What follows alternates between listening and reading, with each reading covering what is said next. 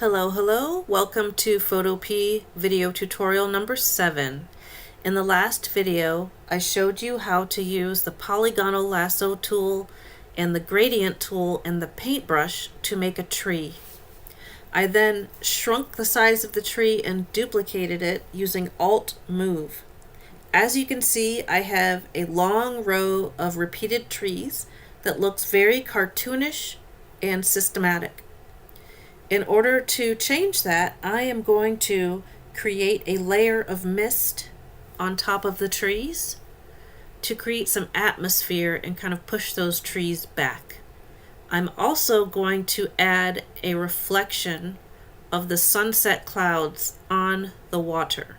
So let's get started.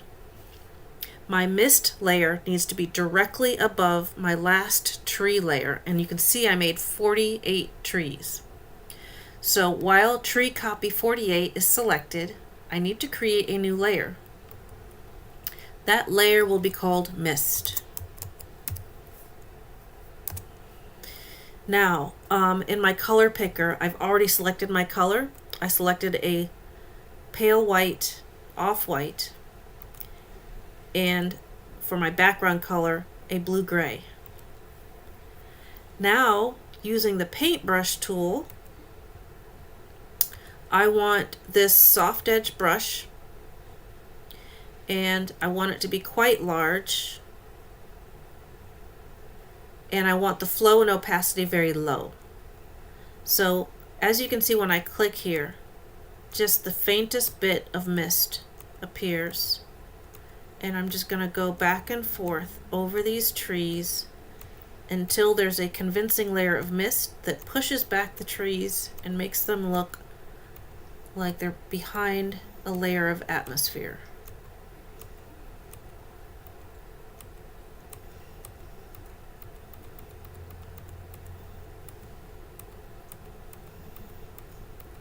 So I'm just going back and forth. Sometimes, depending on your connectivity, there might be a slight delay.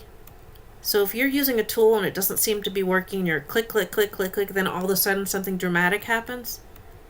It's based on your internet speed, so sometimes you have to slow down and be patient and wait for the program to catch up with you. So I'm just going back and forth until this fog or mist looks a little bit more natural. So I've got a layer on there right now, pretty good mist layer.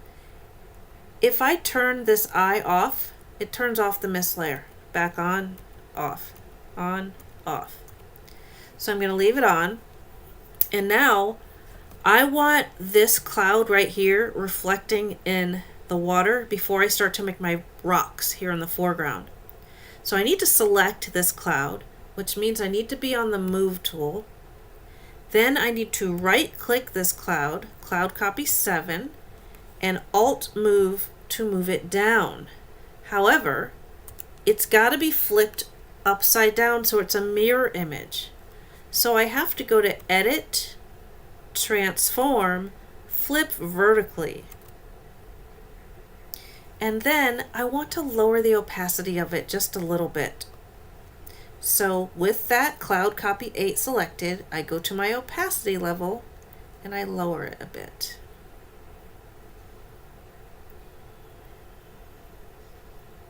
So I've got a little bit of that reflection of the clouds in my water. All right, next I need to create my rocks. And I want them just above this layer, which that's my background layer. So I'm going to go all the way down again.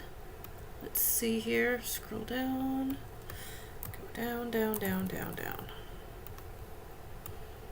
All the way down to the background. And then new layer, rocks. Actually, I'm just going to make one rock and duplicate it. So back to my lasso tool. This is going to be a big rock in the foreground. I'm going to fill it with a gradient, then I'm going to paint directly on it to make it look textured. So this is in the foreground. This is very heavily backlit, so what's in the foreground is going to be more in silhouette. So I'm going to go to not there, cancel. I want to go to my gradient. And that's pretty close to the color I want, actually. Actually, I'm going to go more from dark brown to black. So that's my first color. My second color is going to be black.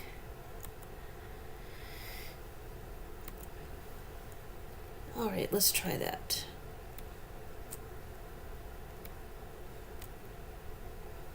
Now, I did that on purpose because I want to show you what happens when you don't have your object on the correct layer.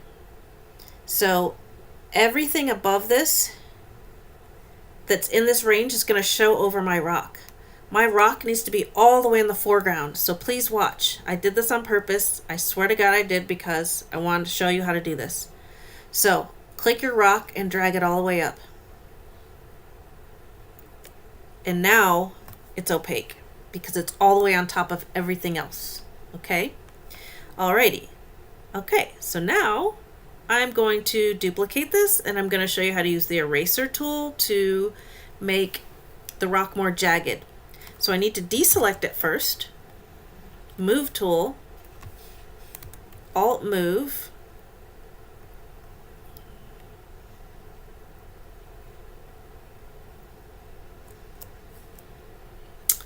and then I'm going to go to the eraser, which is right here. And that's a tiny, tiny eraser. I need to make it bigger. So I'm going to make it bigger here. And I don't want a soft edge. I want a hard edge brush so that I can make this rock jagged. So it's like I'm taking little bites out of it.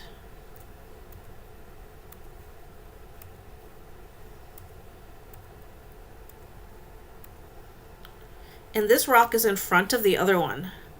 So I do want it to appear a little bit lighter, so it will stand out more. To do that, I need to go back to the gradient, and this brown, I'm going to go up from there, make it a little lighter. This black, brown, once again a little lighter, there. Click OK.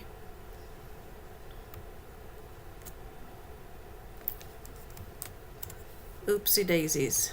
Go back. The reason that happened is because I don't have my rock selected. So it thought I was trying to put the gradient in everything, and I'm glad that happened because it's going to happen to you inevitably. So if I want to put a gradient inside of here, it's got to be selected first, which means I have to go to my magic wand, which is here, and I've got to select the rock. And I'm going to hold shift till it has the whole rock selected. There. Now I can go back to my gradient and fill the gradient with that. All right. It's a little bit lighter than what I wanted, but that is okay for now.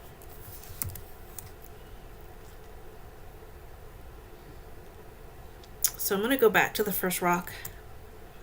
Move tool, right click, select rock, alt move. So I'm holding down on alt on the keyboard, alt move.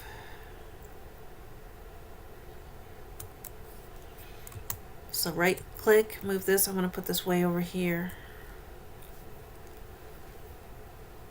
Alright, so those look like super smooth rocks. Now if I want them to look more textured and natural, I can switch to a paintbrush. So I want to make sure I'm on the correct layer first. So this one is looking a little too bright to me. So with my move tool selected, I am right clicking it, selecting rock copy, paintbrush, select my style of brush. I want this one, and then increase the size. Alrighty, and then now the color. So I want some dark brown and some black.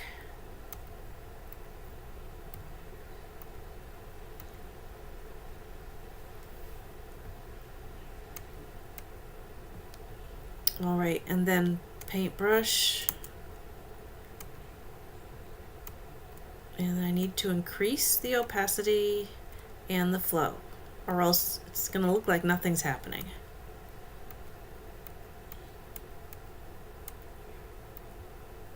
And I'm going to switch my foreground color.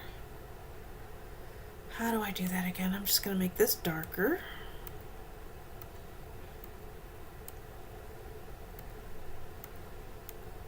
And that way I can paint directly on the rock.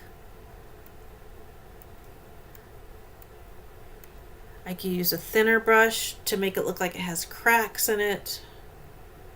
So let me go back to the brush tool and change the size and the style. Way too thick, so I'm going to go edit step backward and make it much thinner because I want it to look like cracks.